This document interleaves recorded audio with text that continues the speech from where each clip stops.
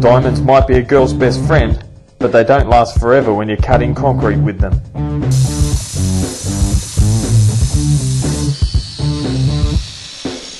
Like all blades, the Ridgeback will inevitably wear down, but you can sharpen the blade.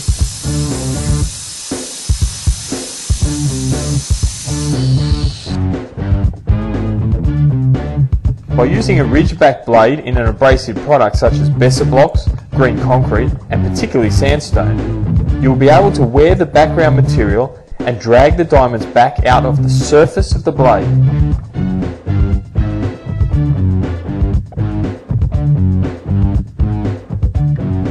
Powers Ridgeback range of diamond blades, available now at your local Powers distributor.